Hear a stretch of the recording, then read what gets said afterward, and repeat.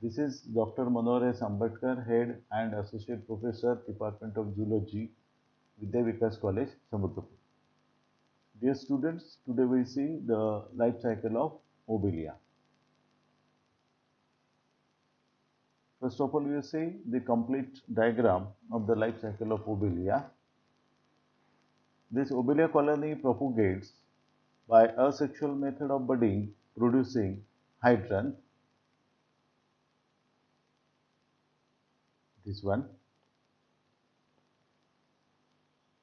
and blastostyle, this second one.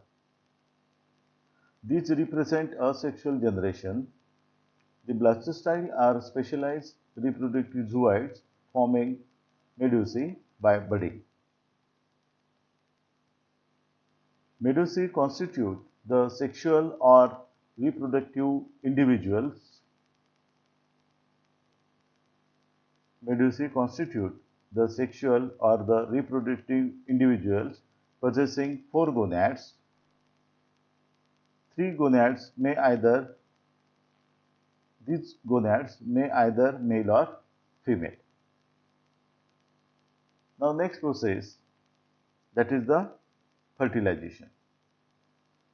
Fertilization takes place either in seawater or the sperms may be carried by water currents to female medusae, where they fertilize the ova.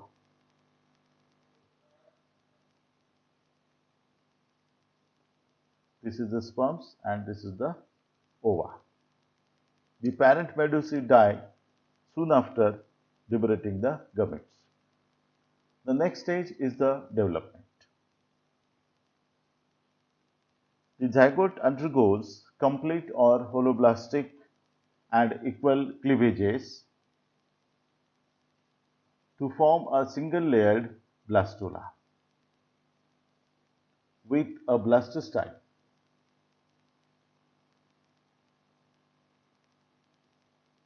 Some cells migrate into blastocele. Uh, the zygote undergoes complete or holoblastic and equal cleavage to form a single layered blastula with a blastocele. Some cells migrate into blastocele, eventually filling it completely to form a solid gastrula, known as stereogastrula. Its outermost layer is known as ectoderm and inner mass of the cells is called as endoderm. The gastrula elongates and its outer layer of ectoderm cells become ciliated and now it is called planula larva. Soon a cavity called enteron develops in the solid endodermal cell mass by a process of delamination and the planula becomes two-layered larva having an outer ciliated ectodermal cells and inner layer of endodermal cells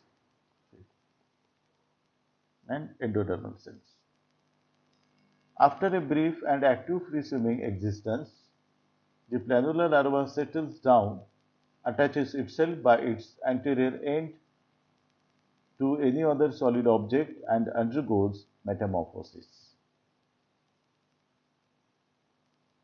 Its anterior end forms basal disc for attachment, while the posterior end forms manubrium, with a mouth surrounded by a circlet of tentacles.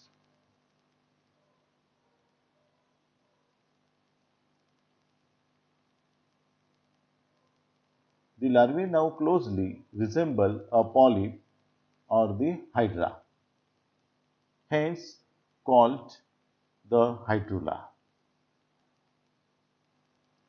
By repeating an extensive process of asexual budding, the hydrula gradually changes into a new complex of branching Obelia colony.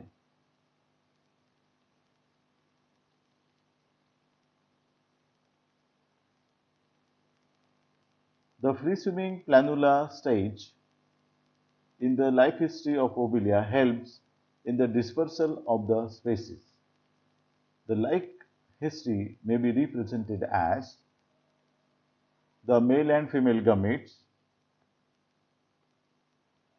then the zygote is produced. After zygote, the planula is produced, then hydrula, and then obelia colony, then medusae, and it produces again gamete.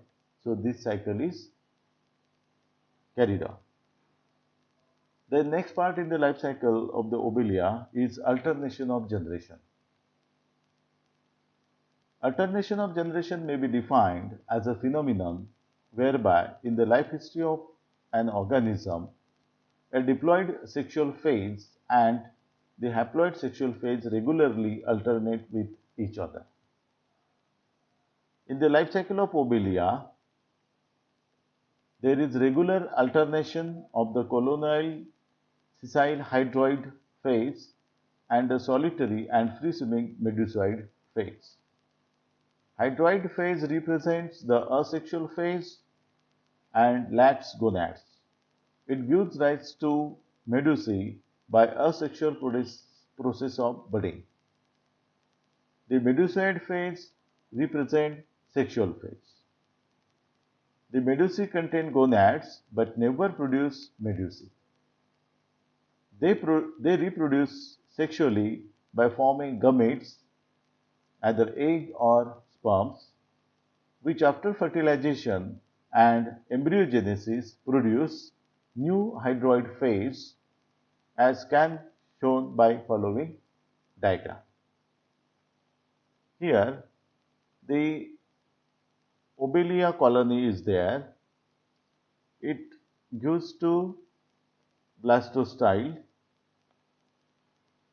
Then blastostyle gives by budding. Budding is there. They produce the medusae.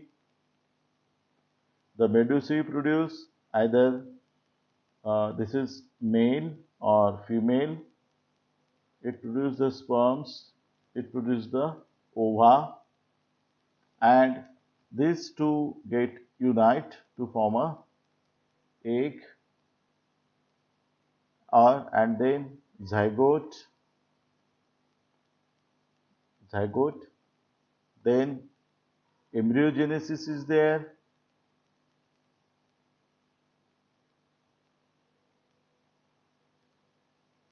Embryogenesis is there, and this embryogenesis produce the lanula larva.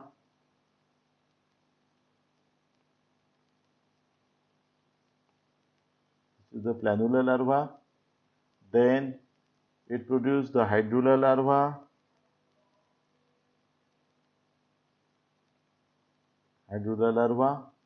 And this hydrula larva gives obelia colony. So in this way, here we get the alternation of generation of the obelia colony. Thank you.